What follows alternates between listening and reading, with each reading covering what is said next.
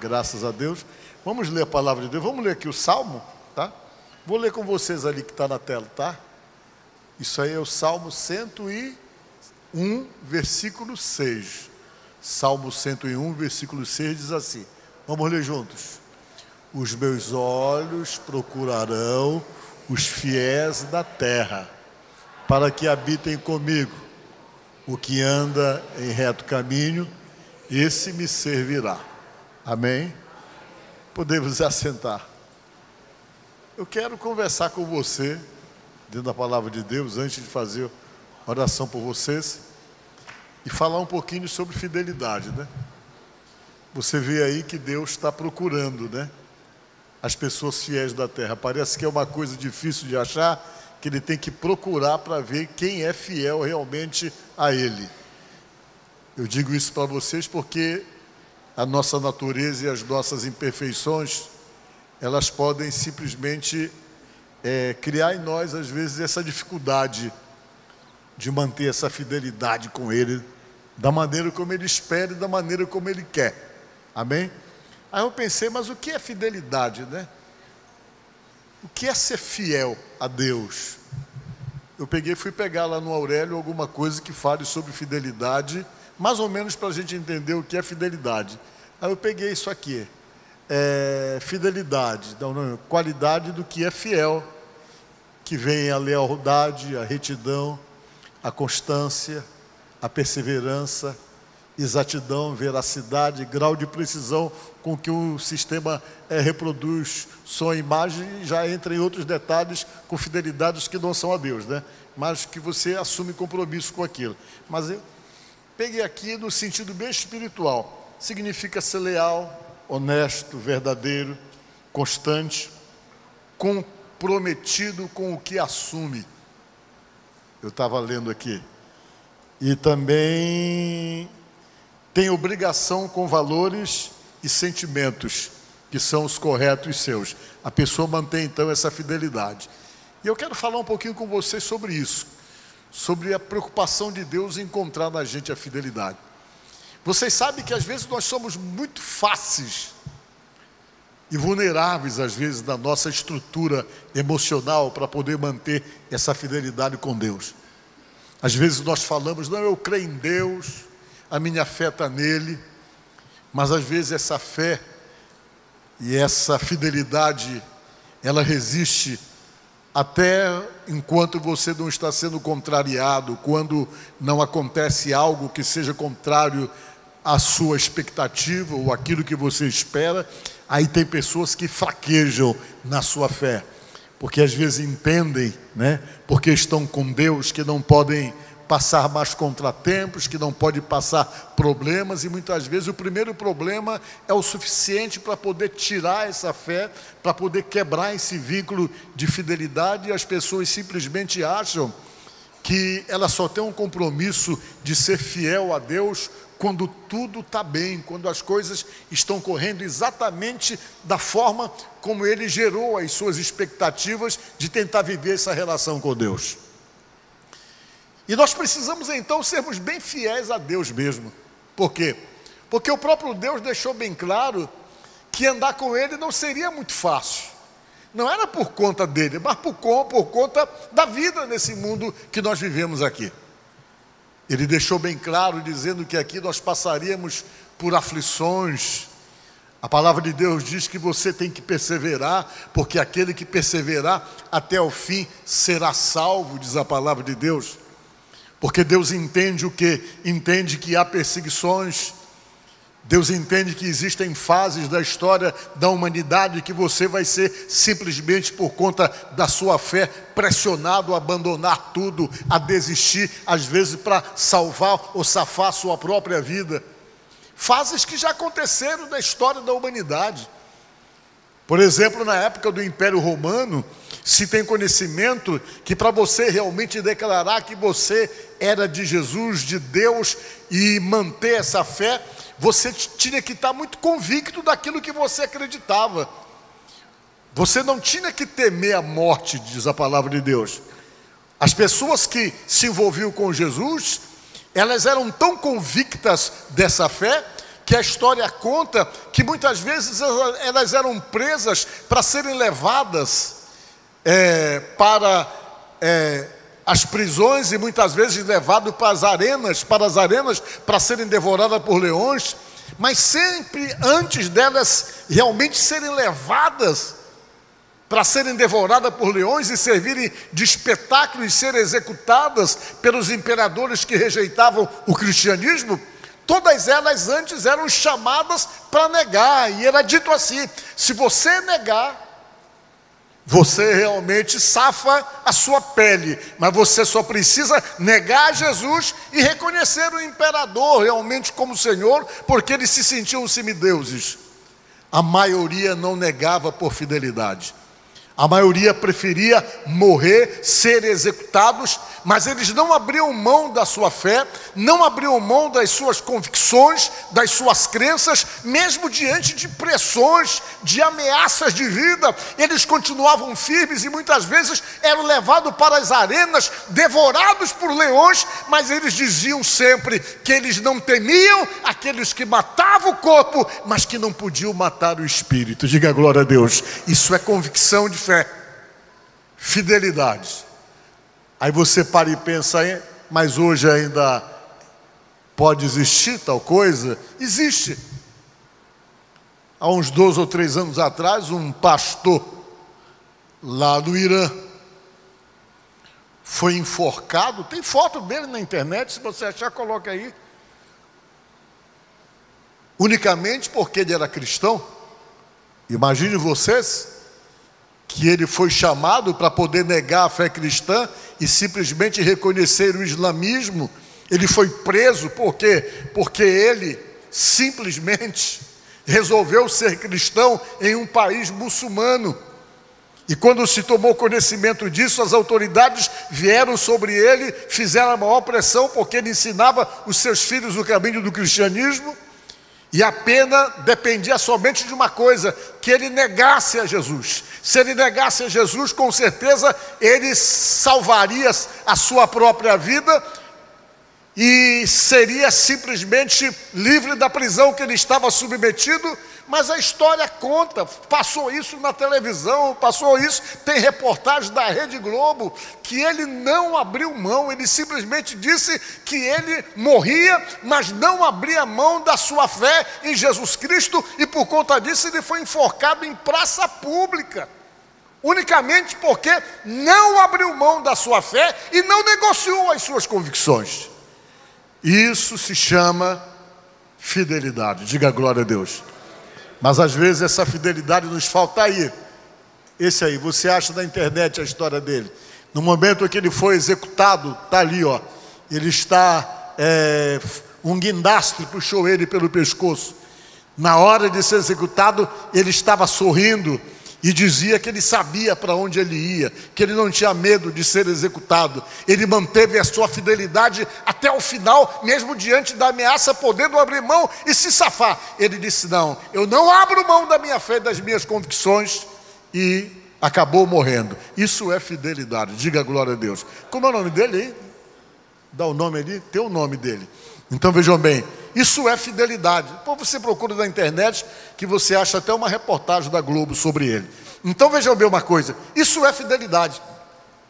A Bíblia diz que Deus está procurando esses fiéis, porque às vezes falta, às vezes por conta de se beneficiar, por conta de obter uma vantagem qualquer, a pessoa acaba se envolvendo com o que não é para ser envolvido. Às vezes ele acaba se envolvendo com coisas que ele sabe que não pode, que a fidelidade dele a Deus não permite, e ele vai se envolvendo, e às vezes acontece isso conosco. Acontece conosco isso. Uma certa vez, eu era pastor lá em Rio Branco, e eu estava na igreja, e um dia chegou um rapaz para falar comigo, uma pessoa lá. Disse para mim assim: o senhor está querendo ganhar muito dinheiro? Eu disse: por quê? Ganhar dinheiro como? Ele disse: eu tenho um negócio para o senhor. Ele falou para mim. Aí eu parei, mas que negócio é? Olha, eu vou dar algumas ajudas aqui para a igreja volumosas, e essa ajuda volumosa que eu vou dar aqui para a igreja, eu vou precisar somente que o senhor me repasse uma parte e tal, porque ele ia fazer essas doações. Aí depois eu fiquei sabendo que ele queria fazer lavagem de dinheiro. Eu disse, não, o senhor está enganado comigo, eu falei para ele. Mas o senhor está construindo, está precisando. Eu digo, eu estou precisando, mas Deus vai dar tudinho aqui, não precisa fazer isso aí. Aí eu rejeitei, ele disse, o senhor pode se arrepender depois disso aí. Depois que eu fui saber que o camarada era um baita de um traficante. Era um traficante que queria se envolver comigo, e se eu fizesse aquilo ali, quando ele falou que eu ia me arrepender daquilo, eu fiquei com medo, eu achei que ele ia fazer algum mal para mim, porque eu tinha rejeitado uma proposta dele. Mas tem gente que às vezes perde a fidelidade por causa de dinheiro, por causa de poder. Vocês estão entendendo? O sujeito vai abrindo concessões na sua vida, na sua relação com Deus, o que prova então que ele vai quebrando os seus princípios de fidelidade. E a Bíblia diz que Deus está procurando os fiéis da terra. Ele fica procurando para ver quem é que é fiel. Porque esse que for fiel a mim, esse serve para mim. Serve quando ele tem o posicionamento firme com respeito a essa relação que ele diz que tem que ter comigo. E isso é muito importante. Porque para os fiéis está prometido muitas bênçãos. Muitas bênçãos são prometidas para aqueles que mantêm essa posição de fidelidade. E eu acho que na Bíblia não tem uma posição de fidelidade mais maravilhosa do que a fidelidade desses 3 rapazes, que sempre a gente fala: Misael, Ananias e Azarias. Era o nome dos 3. Quem eram eles? Eles eram 3 rapazes eunucos que foram levados para a Babilônia. Eles eram judeus, mas a Babilônia dominou a Judéia e levou todo mundo cativo. E os rapazes da Judéia, que eram levados para a Babilônia, eram castrados, eles viravam eunucos, para servir no Império Babilônico, que era o império mais poderoso da época. Entre muitos jovens que foram levados Daniel, que eles chamavam de Beltesazar, eles mudavam os nomes. E levaram também esses 3, Misael, Ananias e Azarias. Quando eles chegaram lá, foram levados obrigados para esse lugar. Eles foram trabalhados para tentar romperem com Deus. A Babilônia acreditava em outros deuses. Tinha o deus Nebo, o deus Marduk e tantos deuses. E eles precisavam desconstruir da cabeça daqueles meninos a fé no Deus Todo-Poderoso, para colocar a fé do outro Deus, para que eles realmente fossem descaracterizados na fé e na crença que tinham, mas eles não conseguiam romper. Eles faziam de tudo. Tentaram até mudar a comida que eles comiam, que não tem nada mais cultural do que a nossa comida, a comida que nós comemos. Pois eles tentaram tirar a cultura deles, fazendo eles se adaptarem, se alimentarem com outro tipo de comida, mas eles não abriam mão e faziam desafios. E eles chegaram e, para descaracterizar, para ver se eles abandonavam a fé que tinham, mudaram o nome deles. Do Daniel, eles botaram o nome de Beltesazar, e os 3 rapazes, Misael, Ananias e Azarias, eles colocaram o nome de Sadraque, Mesaque e Abidnego. Acharam o nome não acharam o nome do pastor, né? Sadraque, Mesaque e Abidnego. Antes eles tinham nomes cultural ligado à fé, à crença que eles tinham. Porque eu anotei aqui, Misael, né? Misael, Ananias, o Senhor é gracioso, era o significado. Azarias, o Senhor é a minha força. E Misael, quem é igual a Deus? O significado do nome deles era esse. Eles tiraram e colocaram o nome de quê? De Sadraque, Mesaque e Abidnego. Sadraque era o nome dizendo que ele era servo do Deus do deus Nebo, ou Marduk, que eles tinham vários nomes. Abidnego era servo do deus Nego, um deus babilônico. E Mesaque era a sombra do príncipe, o significado. Eles deram outros nomes para tentar descaracterizá-los, para desaculturá-los da fé e da crença que eles tinham. Por isso que eu digo, nunca coloque o nome dos seus filhos esses nomes, porque esses nomes não são bíblicos. Tem gente que fica colocando o nome do filho de Sadraque, de Mesaque, de Abidnego. Esses nomes não são bíblicos. Esses nomes são de louvores a deuses babilônicos. Os nomes deles não eram esses. Os nomes deles eram Misael, Ananias e Azarias. E colocaram esse nome nos meninos. E eles foram levados cativos para viverem lá naquele lugar. E diz a palavra que um dia alguém começou a inflar o ego do rei Nabucodonosor. Olha, rei, não tem um cara mais poderoso do que o Senhor. As pessoas têm que respeitar o seu poder e o seu domínio. Vai muito longe. O Senhor é um homem muito poderoso. O Senhor é um homem poderoso. Todo mundo se dobra diante do Senhor. O Senhor impõe respeito. Não existe um camarada mais poderoso na terra que domine tantas nações como o Senhor e como o seu reino. Eu acho que o Senhor deveria se homenagear. Você sabe, falar isso para uma pessoa vaidosa é exatamente colocar ele no fogo. Ele começou a pensar, realmente eu sou o cara, eu sou poderoso demais. E aí, faça uma imagem em sua homenagem, Senhor. Prepare uma imagem bem alta. E no dia que o Senhor fizer essa imagem igual ao Senhor, a sua imagem, o Senhor faz uma festa para que todo mundo venha para essa festa e que todo mundo se dobre diante da sua imagem, reconhecendo o Senhor realmente como um homem poderoso, o poder que o Senhor tem. Faça isso. Ele fechado, aquilo inflou o ego dele, a vaidade dele. Ele mandou construir uma estátua de 30 metros, do tamanho do Cristo Redentor ali. 30 metros, 60 côvados. Um côvado era em torno de 50 centímetros. Olha, imagine vocês, ele mandou construir essa estátua toda de ouro. Toda de ouro. E mandou erguer lá num campo, chamado Campo de Dura. Ele foi, assinou um decreto, olha, feriado. Vai ser feriado no dia em que eu vou inaugurar a mini estátua aí. Todo mundo vai ter que ir para lá.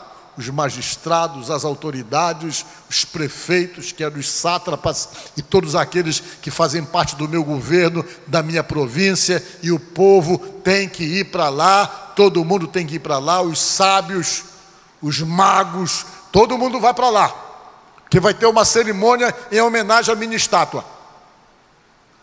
E no dia dessa cerimônia eu quero que todo mundo adore essa estátua.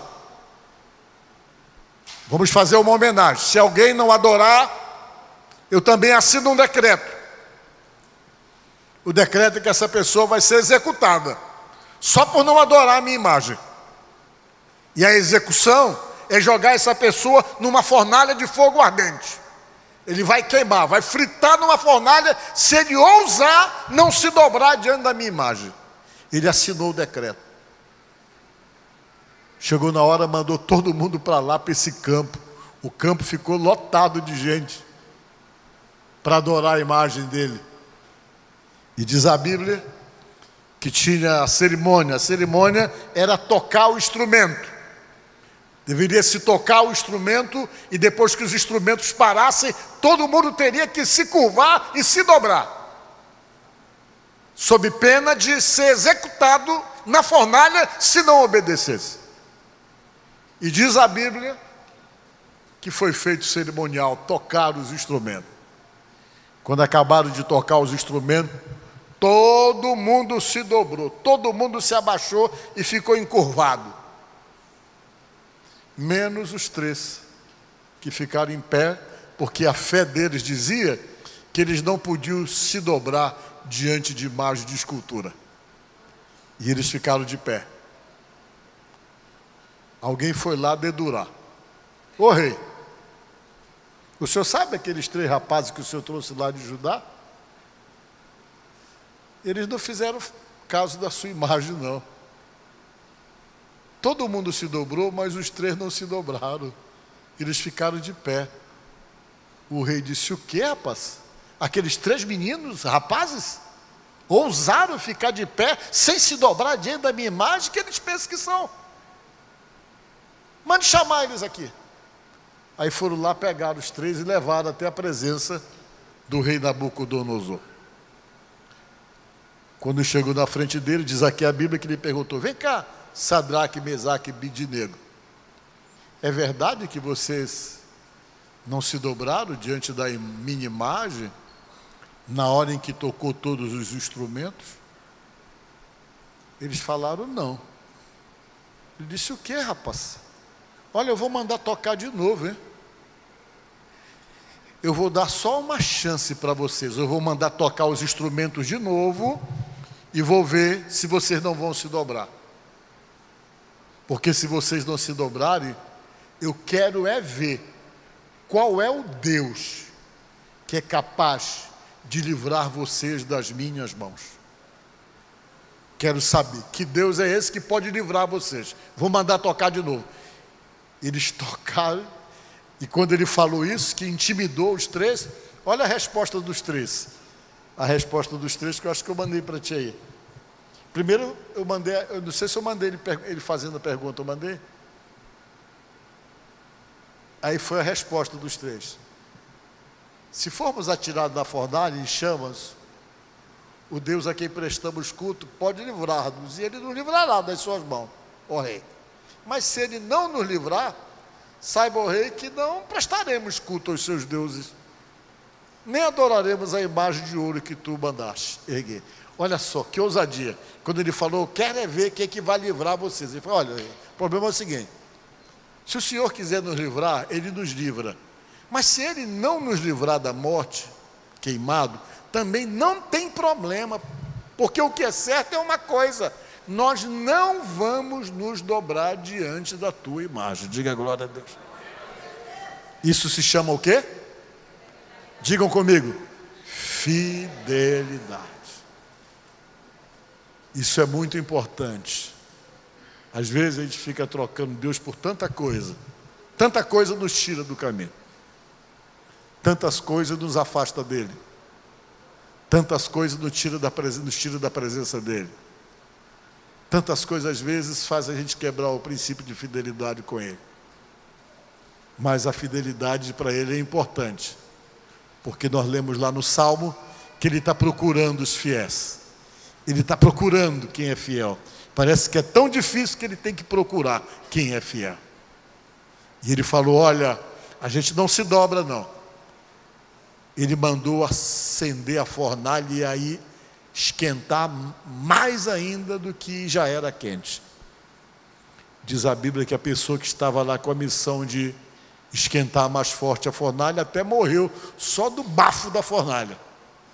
E ele disse: pode jogar eles lá. E pegaram e jogaram os 2 amarrados dentro da fornalha, diz a Bíblia. Eles ficaram lá na fornalha. De repente o sujeito vem de lá dizer: rei, está acontecendo alguma coisa errada aí. O que foi que houve? Os caras estão passeando lá no fogo, e agora não é mais 3, é 4, apareceram lá para dar apoio para eles, e são 4 que estão andando lá no fogo. Disse o sujeito para o rei. O rei se espantou com aquilo ali, porque o fogo não estava fazendo nada contra eles. Ele mandou apagar a fornalha. Apaga, apaga, apaga. Tragam aqui esses rapazes. Levaram os 3 da presença do rei, e o 4º desapareceu. Eram 4 que estavam na fornalha, e eles disseram assim: esse outro que está lá na fornalha com eles é parecido o filho dos deuses. Alguns teólogos falam que esse 4º homem da fornalha era Jesus. Jesus, antes de vir ao mundo, Jesus pré-encarnado, foi lá dar apoio para os 3 lá dentro da fornalha. A Bíblia diz que eles chegaram, mandou chamar, quando chamar, eles examinaram e perceberam, por exemplo, que nem o cabelo deles estava chamuscadinho pelo fogo, nada, eles estavam perfeitos. O rei olhou e disse: olha, eu tenho que me dobrar para esse Deus de vocês. Irmãos, o ato de fidelidade sempre chama a atenção. A prática da fidelidade sempre chama a atenção para quem está perto da gente.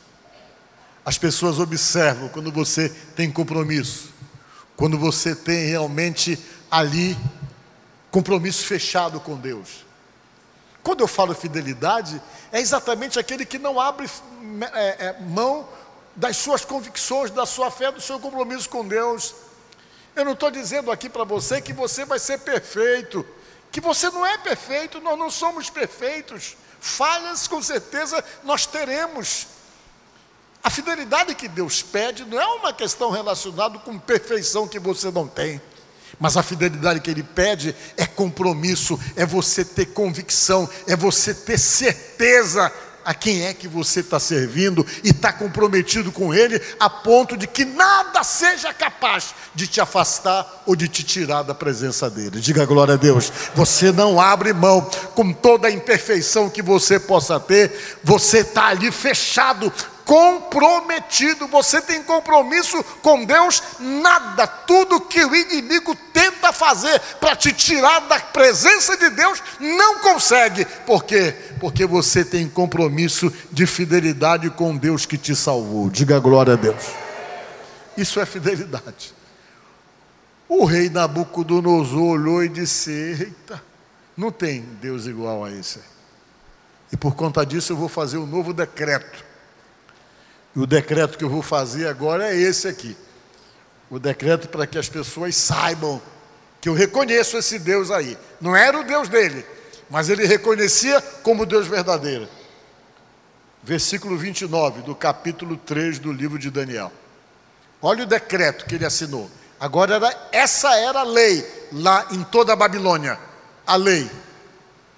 Portanto, faço um decreto pelo qual todo povo, nação e língua que disser blasfêmia contra o Deus de Sadraque, Mesaque e Abednego seja despedaçado e as suas casas sejam feitas em monturo, porque não há outro Deus que possa livrar como este. Diga glória a Deus. Louvado seja Deus. Vocês viram o que é que a fidelidade provoca? Fidelidade provoca livramento. Fidelidade provoca realmente o quê? A revelação de Deus para mim, para você, para mostrar que Ele está fechado com a gente. Se você fecha com Deus, Ele fecha com você. Mas às vezes nós queremos que Deus seja fechado com a gente quando a gente não fecha com Ele. Então tem muitos benefícios que é dado para uma pessoa quando essa pessoa realmente resolve seguir por esse caminho do princípio da fidelidade a Deus. Provoca esses livramentos, essas manifestações sobrenaturais, e você entra num plano espiritual nessa relação com Deus, que você passa a ter experiências extraordinárias exatamente por conta dessa fidelidade. A fidelidade gera essa aproximação, faz com que Deus se revele mais para você, faz com que você comece a experimentar esse poder sobrenatural que vem dele, nessa relação de convivência e de fidelidade a Ele. A fidelidade realmente dá a garantia de vida eterna, faz que quando teu coração parar de bater, teu cérebro parar de funcionar, você sabe para onde você vai, e o lugar que você vai é o paraíso, lá onde Ele vai estar também. Então isso é a fidelidade. A fidelidade provoca esses benefícios por conta do seu posicionamento com Deus. Então nesta noite eu digo que Deus procure esse fiel e que ache a mim, ache a você, ache a todos nós que aqui estamos, que quando ele procurar, que ele possa saber, está ali fulano, está ali Beltrano, esses são fechados comigo, esses são fiéis a mim, esses não abrem mão das suas convicções, esses aí não envolvem-se com outros deuses, esses aí não vão atrás de práticas de coisas estranhas, de deuses estranhos, não, eles são fechados comigo. E isso então provoca exatamente os benefícios de Deus na vida da gente, a fidelidade. Amém? Que Deus te abençoe no nome de Jesus.